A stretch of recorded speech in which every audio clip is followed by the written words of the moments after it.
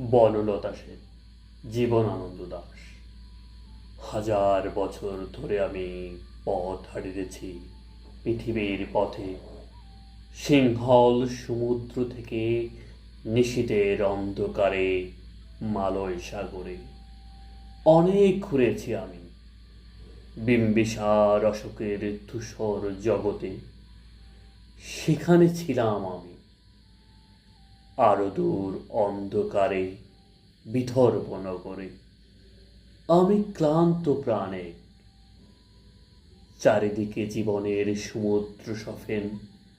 আমারে দুদণ্ড শান্তি দিয়েছিল নাটোরের বনলতা সেন। চুল তার কবেকার অন্ধকার বিদিশার নেশা, মুখ তার শ্রাবস্তির কারুকার্য।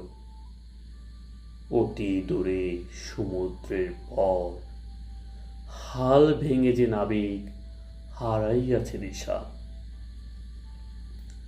সবুজ ঘাসের দেশ যখন সে চোখে দেখে দারুচিনির দ্বীপের ভিতর, তেমনি দেখেছি তারে অন্ধকারে। বলেছে সে, এতদিন কোথায় ছিলেন? পাখির নীড়ের মতো চোখ তুলে নাটোরের বনলতা সেন। সমস্ত দিনের শেষে শিশিরের শব্দের মতন সন্ধ্যা আসে। ডানার রৌদ্রের গন্ধ মুছে ফেলে চিল। পৃথিবীর সব রং নিভে গেলে পাণ্ডুলিপি করে আয়োজন। তখন গল্পের তরে জোনাকের রঙে ঝিলমিল। সব পাখি ঘরে আসে, সব নদী ফোরায়।